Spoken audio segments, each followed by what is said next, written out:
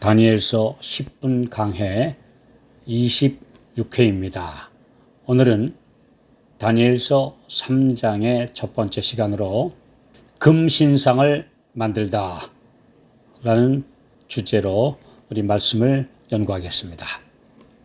다니엘 3장 1절 느부갓네살 왕이 금으로 신상을 만들었으니 고는 60규빗이요 광은 6규빗이라. 그것을 바벨론도의 두라 평지에 세웠더라. 바벨론 왕 느부갓네살이 두라 평지에 세웠던 거대한 금신상과 이에 절하기를 거절했던 세 히브리 청년들의 믿음의 승리가 다니엘 3장의 줄거리입니다. 이 사건은 요한계시록 예언에서 마지막 때 등장하는 짐승의 우상과 이 우상에게 경배하는 자들이 짐승의 표를 받을 것이라는 셋째 천사의 경고의 오리지널판입니다. 그래서 이것이 실제로 역사 속에서 벌어진 이야기입니다. 이 사건이 일어난 해는 주전 594년에서 593년경으로 보이는데 다니엘 2장의 꿈 이야기 이후 약 10년이 지난 후 사건입니다. 예레미야 51장 59절에 보면 시드기야 왕 4년에 바벨론에 갔다는 기록이 있습니다. 이로 미뤄보면 그가 바벨론에 이제는 속국이 되어서 봉신국가의 제후로서 이 금신상 낙성식에 소집되어 참석한 것으로 보입니다. 유대나라는 이때 바벨론의 사실상 속국으로 전락한 상황이었고 바벨론 온 제국의 고위 관리가 다 참석했기 때문입니다. 유대 나라의 왕과 고위 관리들이 꼼짝없이 우상에게 절하는 모습을 상상해 보면 이미 포로로 잡혀가서 그나마 특별한 대우를 받아 바벨론 성의 관리가 된 세 젊은이들이 우상에게 절하지 않고 꼿꼿이 선 모습은 그들의 모습과 얼마나 대조가 됩니까? 느부갓네살 왕은 2장의 꿈과 다니엘의 해석과 거기서 받은 감동으로 한동안 자제했지만 그의 마음속에 있는 야심과 교만, 자기중심적인 성격 때문에 다시 우상 숭배로 돌아갔고 하나님께서 꿈으로 주신 경고를 무시하게 되었습니다. 그가 이런 거대한 금신상을 만들게 된 데는 다음에 5가지 원인 및 동기가 있었습니다. 첫째, 바벨론의 박사들 4그룹이 이제 다시 영향을 끼치기 시작하여 왕이 꿈에서 본 신상을 국가의 신으로 섬기자고 제안했습니다. 이에 신하들이 적극적으로 동조하여 국가적인 통합 종교를 만들어 온 제국을 정치와 종교가 하나로 연합시키는 과업으로 추진했습니다. 오늘날도 그런 나라들 참 많이 있죠. 이슬람 국가들이나 또 정치를 종교가 지배하는 여러 나라들, 또 사실상 그 사회주의 또 공산주의 신념으로 이제 국가를 통치하는 것도 하나의 정치와 종교가 연합된 그런 나라들이라고 할 수 있습니다.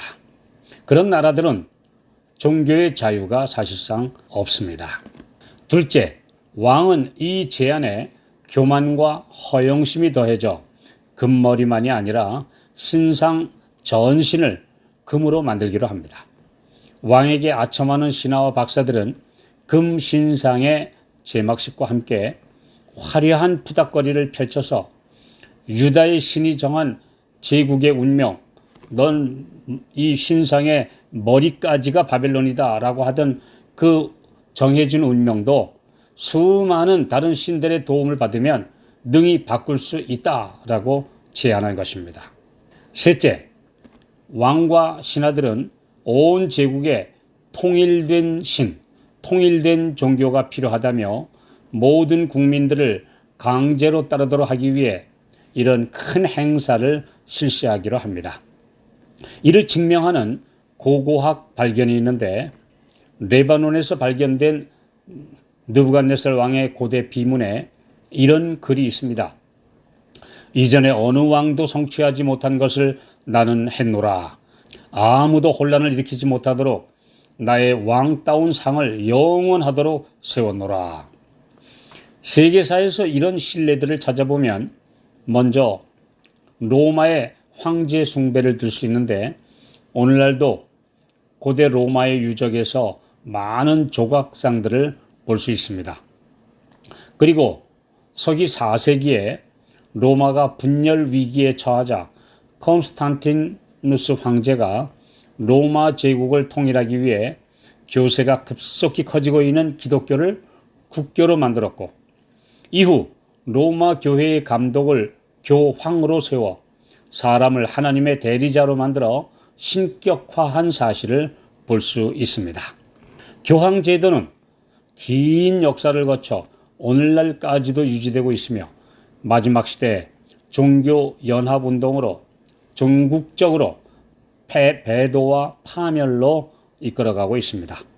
이 외에도 일본의 신사참배, 영국의 국교, 이슬람의 국가 장악 등 이런 모든 역사는 종교를 국가 통합의 방식으로 삼았던 그런 경우들입니다.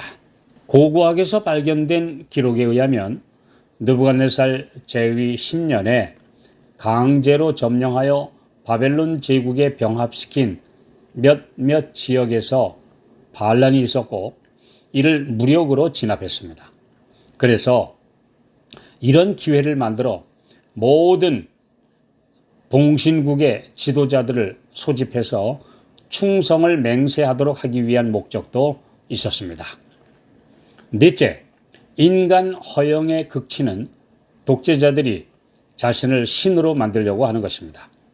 사탄은 최초의 인류를 타락시키기 위해 사용한 수법, 즉 창세기 3장 5절에 너희가 하나님같이 될 수 있다라고 유혹하여 부추긴 방법을 이후 인류 역사에서 소위 잘난 인간들에게 수없이 그대로 써먹은 것입니다.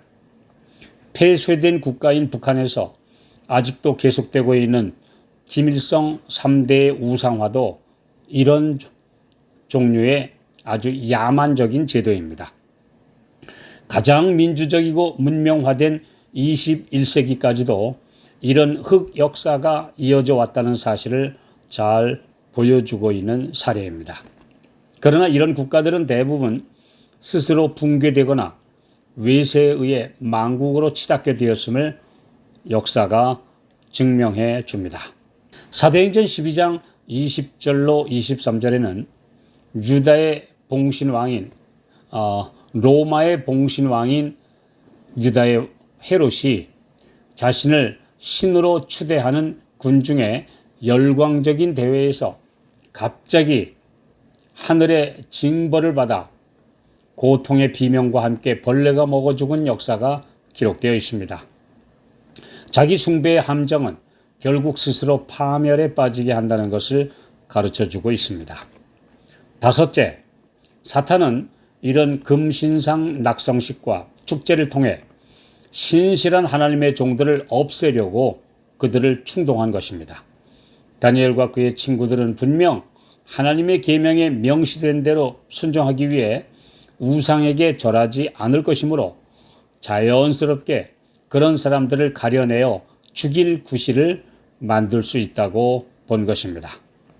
이런 이유와 목적으로 거대한 금신상이 만들어져 두라 평지에 세워졌습니다. 이런 역사를 모티프로 이후 성경에는 바벨론을 하나님을 대적하는 사탄의 제국으로, 타락한 종교의 모델로 상징적 예언에서 수없이 언급하고 있습니다.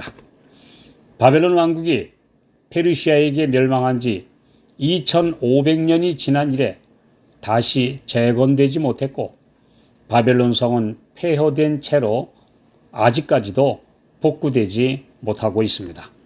바벨론은 역사의 전설이 되었지만 그 반역의 정신과 세계 지배의 허황된 야심과 온갖 우상의 본거지로서의 본성은 살아남아 있습니다. 정치 세력과 야합한 거대 종교단체가 그 본성을 이어받아 사탄의 대리자가 되었습니다. 지리적 계승이 아니라 사상적 계승으로 바벨론은 오늘날까지 살아있으며 하나님께 대항하고 성도들을 멸하려고 세상 끝날까지 활동하고 있습니다. 불합평지에 세워졌던 금신상은 오늘날 마지막 시대의 종교연합이라는 거대 우상으로 다시 온 세상에 등장할 것이 계시록에 예언되어 있습니다.